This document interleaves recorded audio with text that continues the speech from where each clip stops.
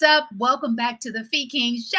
I'm your hostess with the mostest, your local fitness go-to girl, the body architect, Fee King. And this is the Fee King Show, and it goes down, God willing, every Monday, Wednesday, Friday, 11:30 a.m. Eastern Standard Time until 12 noon. The Fee King Show is all about you. Who you are, what do you do, what's your why, how in the world are you keeping it all together amidst this new norm, amidst your expansive to-do list, i.e., what is your self-care modality? Woo! I'm super excited about the Fee King Show today. Let me tell you why. I have an incredible, beautiful, uber talented, ain't stopping, won't stop, can't stop actor, writer, producer. This is a sis that I met in LA doing maybe one of my third plays. And she is so dope. I'm super excited that she said yes. Without further ado, coming to the Fee King Show, DC's own Erica Pitts. Thank you so much. This is such an honor, seriously.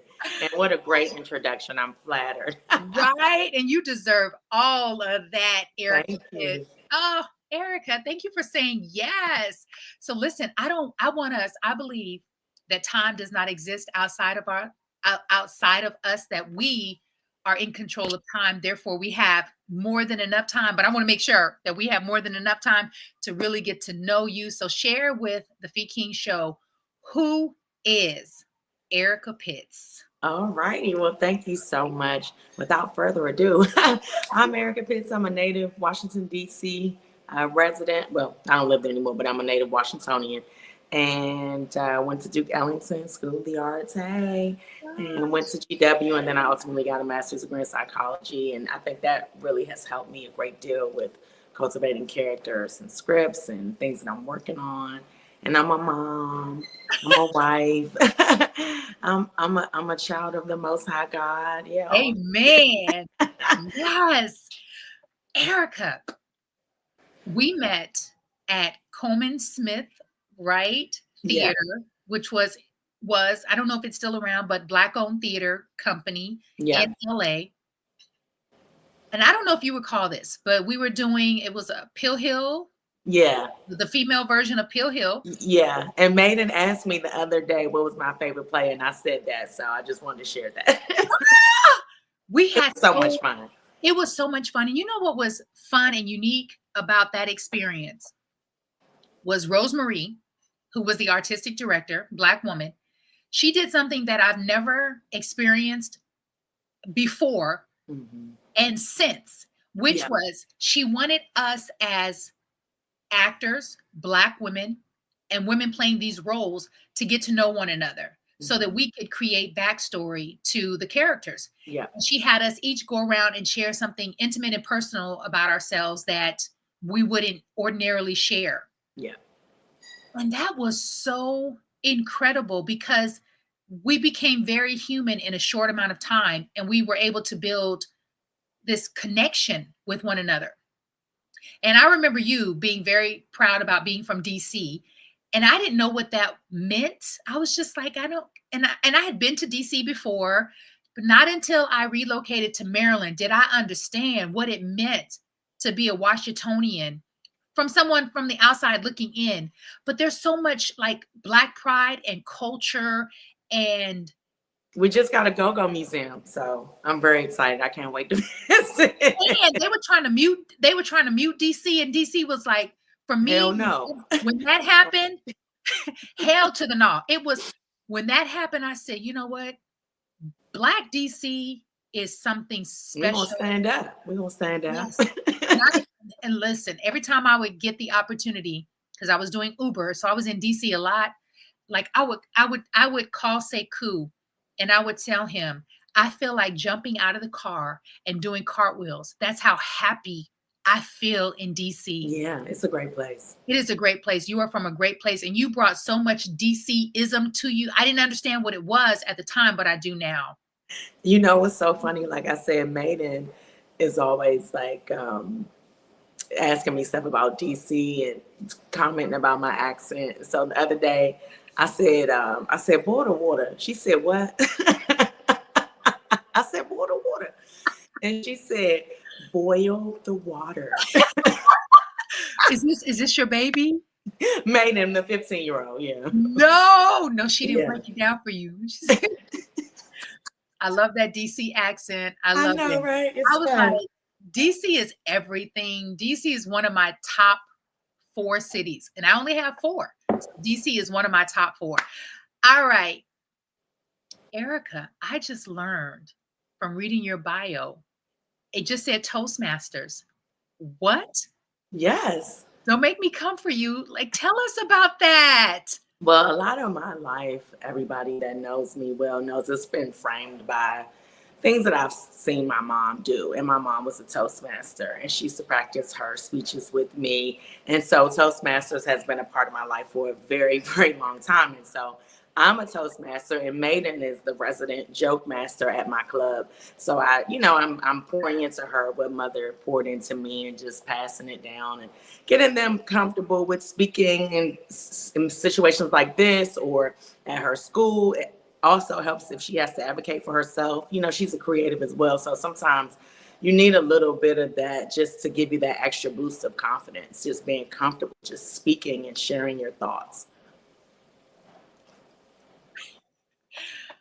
This is why I love that I said yes to this show, because I really wanted and still want to get to know people on a cellular level, because, like you, when you're an artist, especially, you know a lot of people, but you don't Yeah. really know them, because I don't know if you know this, but I'm a Toastmasters. I was going to say you should join the club, but that's great. What club are you a part of? Well, listen to what you've just done. You have just done in this moment, like when I say lit the fire underneath me, today, I will not let today pass without committing to auditing a Toastmasters club in New York City. And don't be afraid to speak. Just when they do the table topics, that's when they allow guests to speak off of random topics. That's the best thing to do, because it's cold and you have to just talk It's for like 1 to improv. 2 minutes. Yeah, and the good part about it is it allows you space to give yourself time to think about what you want to say, right? So you're not doing the ums and the lip smacks and the filler words, and the long and yes. so, but just bringing everything together cohesively and giving yourself space to think. We often think, oh, I have to be talking the whole time, I gotta make sure I say it. But it's not that. It's engaging and making eye contact and pausing for a moment, switching up your tone. And it's good practice. It's really good practice. When I moved to Orlando from LA, when I made my LA exit was December 19th. You know how those dates like 9/11. You never know. You never forget where you were when 9/11 happened. Yeah. I'll never forget, God willing, the date that I made my exit from LA. It was December 19th, 2016. Wow. The best thing that came out of that experience was submerging myself into Toastmasters. Last week, what is today? Wednesday. Last week I did kind of an homage, and I wanted to give my sisters their flowers and my brothers. And so I thanked a lot of people. And I literally just lost my ish when it came to thanking. I was a member of CEO Toastmasters in Orlando, Florida. I became a competent communicator. I also became their the vice president of PR. Nice. I did that role too. And I'm a competent community. It's so much fun. My club wants me to become a distinguished speaker or something like that. I can't remember the title. I haven't been in a while, to be honest, because I'm busy. But the great thing about my club is that whenever I come, they just welcome me. They don't say, "Oh, you haven't been here in a while," or they're like, "Are you going to speak today?" They're just so me. So there's a lot of love. It's Lofty Club in LA. Your club, it's in LA. Yeah. So I never even knew that it was. I knew that it existed, but I was so busy with being it's global. Actor. It is, I know, but it's just I never thought about it when I lived in LA. In the back of my mind, because I started speaking as a trainer, people saw me as a trainer and they wanted me to share my story. Yeah. And it was kind of easy. Like people would come to me, but I never sought it out. But I knew that I needed to improve and build my confidence. Yeah. And I heard about Toastmasters. I am team Toastmasters. Like I said, you have lit the fire because I've looked since I've been coming back and forth from LA to Maryland, but I haven't committed. So today I'm committing and I'm Okay. going to text you and I'm Okay. going to say, thank you again, Erica. And this is the club that I'm going to go audit because I want you to audit like 6 to 8 before you commit to make sure that that club works for you. Yeah, no, I yes. understand. Woo, all right. So what all does Erica do? Because Erica, for me, when an actor, writer, producer, an artist has children and a husband, I think how, and I know that the how is not your responsibility, that is Source's responsibility. Let me reframe that. How? You know, I'm glad that you're saying that though, because we've come to this level of consciousness, right, where we understand we have to relinquish the how. And some of the viewers may not be there and understand that it's not like you're there and you stay there. You're there and you have to keep going and growing and getting past that and going again higher and higher, because naturally as a person, you want to know how. You're like, Lord, how what? When, who, me? Okay. And so how is just letting the Lord do it. The how is like, I'm gonna make my supplications known. I'm gonna say this is what I want, and then I'm gonna really do my due diligence to stay out of your way and stop trying to, you know, we're always I'm trying to do this. I'm trying. No, just Dude, like relax for a second and I've nixed that word out of my vocabulary. I don't try to do anything. I just do it. Yeah, that's what I say. Put your Nikes on. Just do it. And so doing it, and this is what I had to learn, because like I said, we always have the proclivity to think that we have to be doing something. I gotta, you know, and it's like sometimes doing something is just fasting. Sometimes doing something is just meditating and really, really seeing it. Sometimes doing something looks like reading a couple of chapters out of Atomic Habits. You know, sometimes, and so we think, oh, I gotta be super demonstrative and I gotta make this and make that. And no, sometimes it's just in the still quiet place where we find the most peace and the most guidance and the most direction. And so if you're always doing, oh, I gotta, then you can miss it. You can miss that, you know, because you have to take the time to listen after you've done all these things. So. I received that, and I'm sure those who are watching now and the replay, someone needs to hear that again and again and again. I need to hear that because I'm a very high energetic, doing. And I'm telling myself too. But I think there's also a place for all of that, because the person that I am becoming recognizes when I need to be still.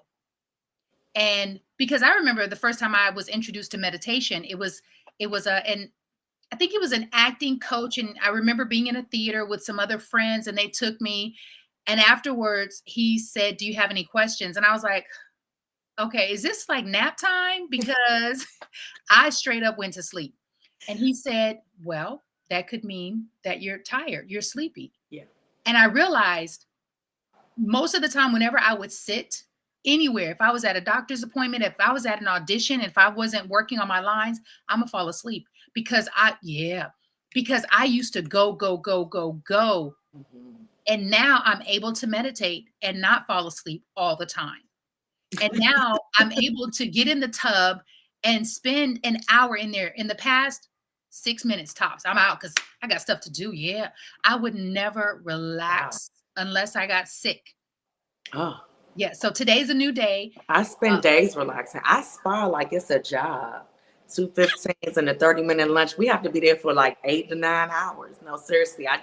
Because you said, what's your wellness modality or something like that? And I was like, spa day, honey. But no, people go in there for like 2 or 3 hours. I'm there all day. I'm there for like a real shift. I do a shift over there like 9:30 to 7. At the spa, At Erica? the spa, yes, ma'am. Eat lunch, 2 15-minute breaks.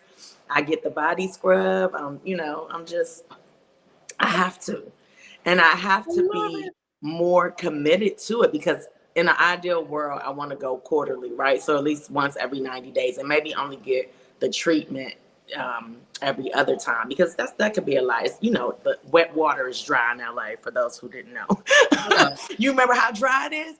I'm sure your hair doesn't miss it, but It started raining the month that I left for the first time. And I was like, wait a minute, what? And I said, that's a sign. That's a sign I need to go back. And I was like, no, we will not be looking in our rearview mirror. You will not be going back to yeah, anything and anyone again. yeah, yeah. Say that. But so yeah, I spa. I think for health and wellness, and it kind of forces you to stop. So it's like I'm not gonna come here and then be on my phone all day. I'm just not gonna do that. And so you have to kind of get mentally prepared to say, today is the day that I'm gonna spend from 9:30 a.m. to 7 p.m. in the spa. I may check my phone because I'm running a business. So I have to, check in with my team. I have to do those logistical, practical things, right? Yeah. But I'm not going to spend a lot of time letting that consume me. I'm not going on social media. I'm going to be here and be present in this space. And you have to just relax there. It's not set up really for you to do anything else.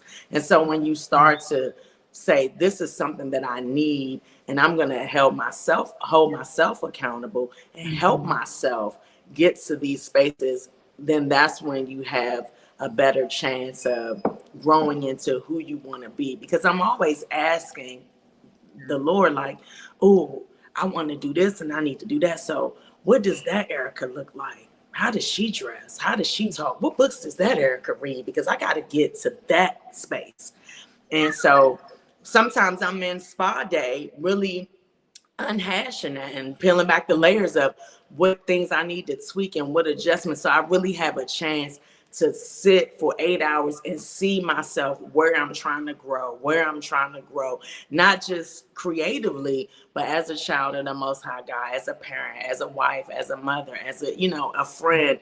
I was here early and I was like, I think I need to scroll down because I didn't press enter. And I was like, I've been in the waiting room since 8:15. But stuff like that is important to me because I respect you as a woman, as a business person, but also as my friend. I'm not going to be like, oh, it's just Felicia. That's just my homegirl. So I could be late. No, I'm here at 8. I got you, And so that's how I am. And now what I have to find is like-minded people that are not going to exploit my kindness, my integrity, my willingness to go above and beyond, but that are going to not only embrace it, but also reciprocate it.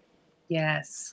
Well, so many people need to hear that. I believe so many people are going to be grateful to receive that today. Erica, thank you so much. Thank you. There's just, you're blowing my mind.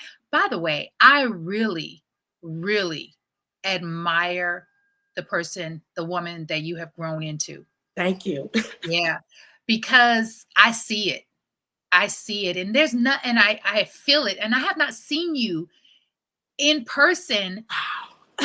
It was the downtown apartment complex that Tonya used to live in. Yeah. That was the last time I've seen you. And that had to be 2014, 15. Yeah. That's when I moved over there. Yeah. 2014. And we just, we spoke for a minute and I was like, I didn't even know you were moving. And then you were like, I'm in the area. I was like, wait, security, wait a minute. Be where we out here in DC. It's all love. I don't know what that crazy beef was about, but I think that now the two cities can embrace each other equally with love. At least I hope so. I'm not there, so I could be talking out of the side of my neck. Somebody might hit me in the DM. No, we don't still. Are you talking about DC, Baltimore? Yeah, they used to be like some weird rival with DC and Baltimore, but I think that it's over now and everybody likes everybody. It's not over. No? No. Oh, see? No, it is not. Corrected. Yeah, it's so interesting because they're within such close proximity. 40 minutes. They're worlds apart. Even totally different. it's so interesting. It's totally different everything. And I like both. Me too. However, And DC, I love Baltimore because it's food over there. I'm that sorry. food is everything. I They love got the the best food. architecture in Baltimore. And I realized I was supposed to live in Baltimore because for me, when I relocated, I started in Bowie. My sister lived in Bowie. Okay. Okay. And I was like, we will not be doing Bowie. Bowie's great. However, Bowie is just so sprawling, and they didn't have any local coffee shops that I could walk to. Yeah. And so I said to my sister, I said, where can I get some coffee? She was like, Star. I said, She was like, Duncan. I said, you're going to have to go to DC. And for me, I thought, I'm going to have to drive all the way to DC, 14 minutes. Yeah, you're going to have to drive to DC. And coming from LA, you need to cut that out. You used to being in the car for an hour to go around the corner. I just thought that it was going to be far. You just think, and I've been there before. Because there's so many woods you can't see. That's what it is for me. It's like here, everything it's far, but you can see it. You can look and say, oh, that's Century City over there. But you can't see over there. It's woods everywhere. So then you think, oh my God, is it that far? And then you're like, oh. But in LA, you're like, it's over there. And you're like, oh, it's going to be an hour. But you can see it. So that gives you some sort of, because we're visual, we tangible. We're like, I need to see where I'm going. Like, look over there. Okay. And I'd never driven in through Maryland. The woods. No, I'm just and that too. I was just like, everything was so new and different. And when I got to DC for a cup of coffee, I was like, yep, let me start looking. And my sister was like, no, I'm telling you, Virginia, no, Silver Spring, no, all the places. And I was like, why? She said, I think your tribe is in Baltimore. I said, Maryland? Baltimore, Maryland? She was like, yes. And I just surrendered. I started driving Uber in Baltimore, and I still didn't see it. However, I was allowed to focus. Baltimore allowed me to really streamline. I mean, when I say I was laser beam focused in DC, I would have been having too much fun. Right. I would have been doing the most, and we didn't have time for that. So thank you, Baltimore, for allowing me to buckle down. Yes, that part, and reassess my life. All right. So back to you, Erica. Why do you do what you do? And then share with us what you do and why. So because we know that you're a mom and you're a wife and you're a Toastmaster, but I want my audience to know more of what Erica, the artist, does and why she does what she does. Okay.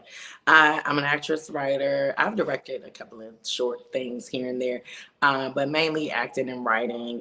I'm an art model. Some people know, some people don't know. But I like to tell stories. I think that's why creatives do what they do, whether it's dance or I feel like I'm about to cry. Woo! I love it. I get emotional. I love that. Whether we're writing or a symphony, playing music, painting, drawing, dancing, we're telling a story. And I like to tell stories. And so I think for me, and why I'm doing it is kind of the same. What I'm doing is telling stories, and why I'm doing it is because I like to tell stories. And I think that everybody's story should be told, whether it's through a song, a dance, a photo, a picture, a painting. And that's also why I art model too, because it helps me again with the meditation, but also it helps me with stillness and not being jittery in this little thumbnail, and not talking too much with my hands, and really understanding I still have to be expressive even though I have to hold this pose. And you can easily just start to let the pose sink in, but you still got to bring it to life, and you have to give them something. And then what's so interesting about that, and this is again back to the storytelling, because at any given moment it's 12 different people drawing me. And so when we go on break and I go look around, 12 people have captured this moment differently. And it's just with the stroke of their pen or the stroke of, the charcoal or the pastel.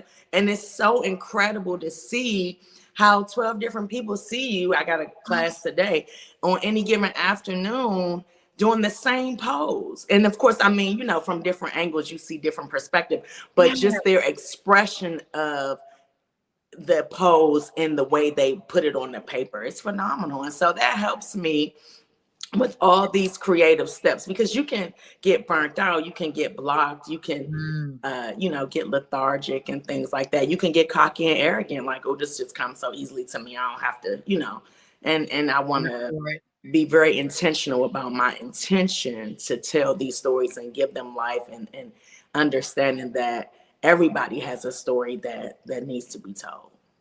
Erica, what is an art model? I think I know what it is, but I don't know. And I'd love I to. post for art classes. So like today, it's gonna be, the theme of the class is Greek gods. So Okay. I have like this long white dress, and I have a all white hair wrap, and I got some arm cuffs. And I went to see Gladiator last night, so I probably am a little bit inspired. I might bring a few more cuffs and some other chunky chains or something. But yeah, so what's so funny is when you start to grow, you get coaches for everything, right? So I Right. have a financial coach, and sometimes we do what we like to call is revenue modeling, right? So, with these creative things, sometimes you can be in between gigs and you still have to keep the lights on, right? Yeah. Yeah. And sometimes your money is tied up in films or different investments or whatever. And so we did some revenue modeling a few years back. And she said, well, first I want you to just write down everything that you're good at. And so I started thinking to myself, well, shoot, I got a Black mom. I know I'm good at sitting still. I can't do nothing else but sit your behind still, okay? And so I said, well, how can I make money off of this? And then it just came. And I always wanted to do it. Everybody in my family can draw. So it's like, this is great for me, because I can paint, but I'm not the best drawer.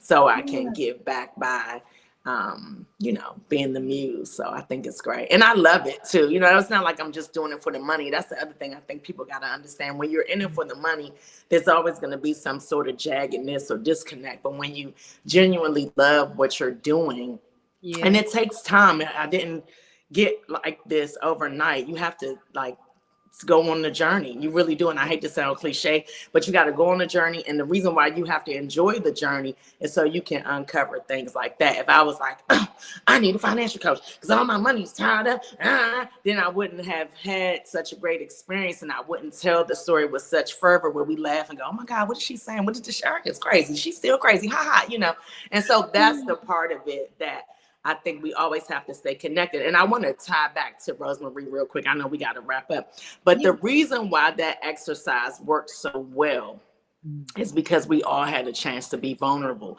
And vulnerability is what connects us as people. If we don't put down all our Gucci bags and put down all this stuff, and I bought a house in my man, then we're going to keep missing each other. But when we share these intimate stories and we're vulnerable and we make it safe, that's how we connect. And that's what we need to be doing more. And that's what made that play a huge success. And that's why the NAACP nominated us for like 5 different theater awards, and we won for ensemble. So thank you very much. And thank you, Rosemary. I don't know if you're connected with her on social media. If you are, if you could please connect us, because I too would like to say thank you to her. And of course, share that photo of us with the Jerry curls and the goatee. Yes. We were doing it. Yes. That play was everything. That play was everything. It really was. The things that I took for granted back then, I'm coming back to understand that it was such great life training. Acting for me was life training. And the people that I met, like you and Nina and Deborah Fuel and Too Tight Tonya Jones, we became. And don't forget Baja. Baja became my surrogate, like godmom. She met my sister in utero. So that's very emotional for me. And I can't wait for them to meet in real life, Yes. Miss Baja's everything. I mean, yeah, just that whole cast, that whole experience, even Daniel, Rosemarie's son, nephew, I'm not for sure. Yeah, But I just remembered him just soaking it all up. Yeah. Just the look in his eyes. Okay. So again, time is on our side. We're not going to run out of time, but I want to share something with you.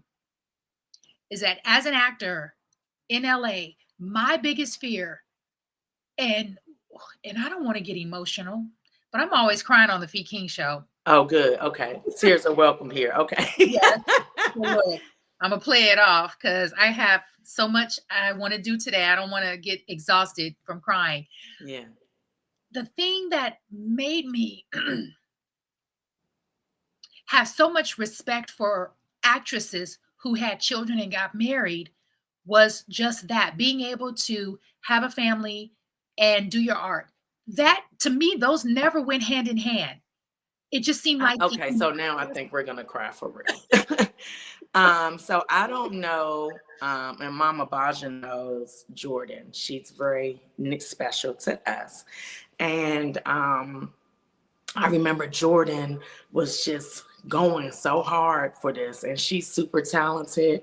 And an unfortunate accident happened, and she, is no longer with us. And I remember being very hurt, but also trying to reconcile it, what it all meant. And Jordan and I had become close, and she had shared with me that, she wanted to be married and she wanted to have children, but she thought that she had to get a star on the Hollywood Walk of Fame first, or win a Grammy or Emmy or a Golden Globe or something.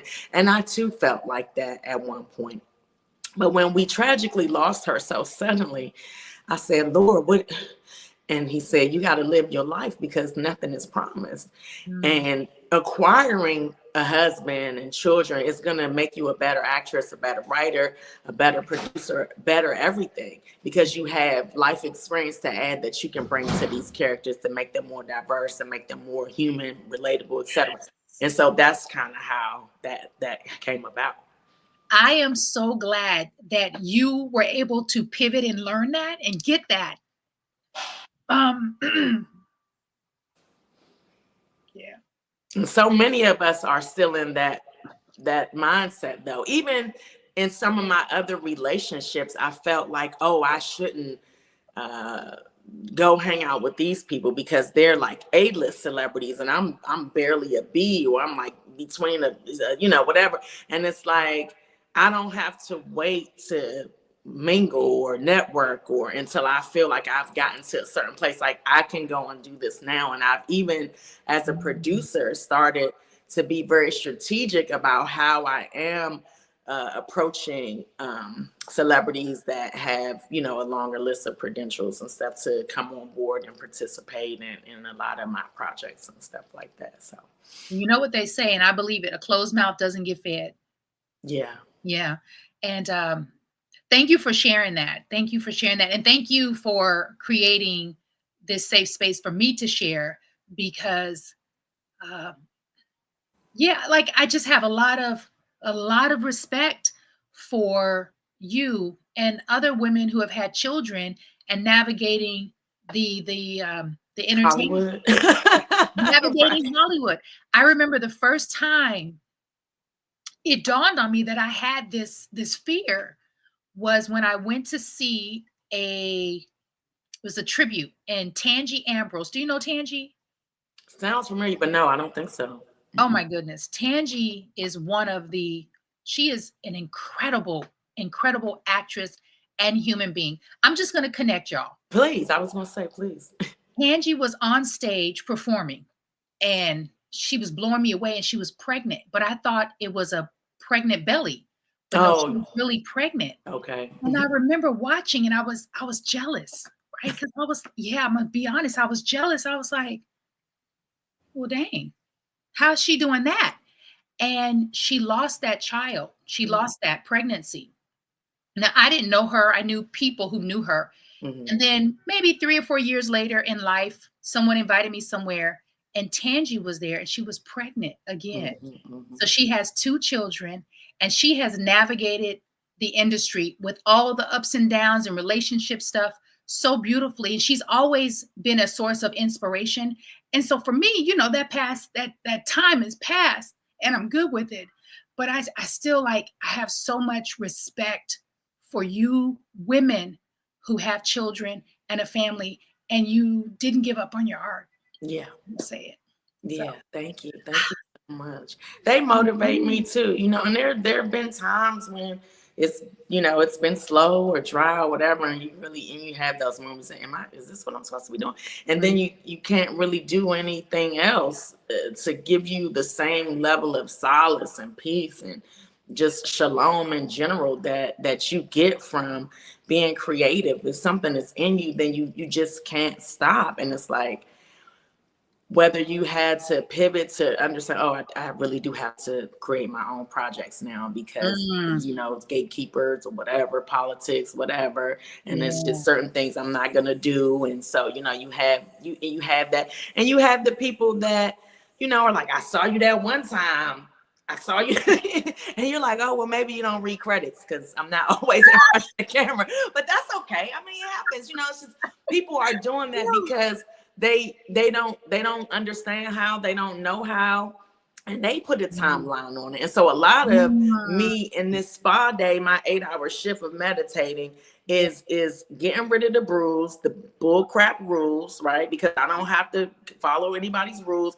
And then the timeline, oh, you need to be here by here, and you just by this. And it's like, life doesn't really work like that. And whose time is it anyway? If it's my life, like, wait a minute. So a lot of that shift, because that's a job, is dealing with that, you know, and just really being true to me and what my expectations are. Oh, and you should hear how people act, and it's like, it doesn't even concern you. They're like, you do that, oh, having babies. I have to tell people I'm older. Don't let the babies fool you. And then they go, oh my goodness, I'm a grandma. And sometimes I laugh at you like, wow, my friends are grandmothers, and I'm still changing my own baby diapers. Which I think is dope. My sister was a first-time mom later in life, and she's so funny. She's like, you know, when I go to Chandler's little school thing, she's like, you know, I should be her grandmother. I was like, but I said I'm gonna have an AARP card any day now to be pushing a stroller. We'll still fly. That's your grandbaby. No, that's my baby. I think that's a show. That's something. No, that's my baby. I don't know. That's something though. But Erica, I appreciate you so much for saying yes. I appreciate you for blessing the internet screens of the Fee King Show with your presence, with your vibe, with your positivity. And I want you to hang out in the green room. I'm going to do my close. Okay. But before we do that, how can people connect with you? Okay, so I'm mainly on Instagram. I do have a Facebook page, but I'm mainly on Instagram. So it's Pitts Erica. It's just my name backwards. Pitts Erica on IG, and then Erica Pitts on Twitter. So yeah, that's it. And I have a YouTube too. I'll figure all that out. But thank you for putting that up. That's the easiest way. And then, you know, in the IG bio, there's links to other stuff. So. And thank you so much. And thanks everybody for tuning in. This has been great. And I'd love to come back anytime. So I would love to have you back. So we're doing something different in the new year, but stay tuned for that. Hang out in the green room. I'm going to do a really quick close and I'm going to be right back. Okay, perfect. Thanks. Y'all, I had so much fun with Erica Pitts. So check her out. Check out her work. Connect with her. She is just dope. She is really, really authentic and genuine and dope. This has been the Fee King Show. I'm your local fitness go-to girl, the body architect, the crying hostess with the Moses Fee King. And God willing, I will see you my last day of the Fee King Show on Facebook Live. Period. We are ending the Fee King Show on Facebook for the year. And going forward, we will only be live on other platforms in the new year. So get with your girl. Continue to support the show. Continue to check in and chat. And I look forward to seeing you all Friday. Peace. Have an amazing, yummy, delicious, positive, productive, possible, engaging, healthy, abundant life. Weekend, not just for the rest of this year or the rest of 2025, but for your entire life condition. I'm out.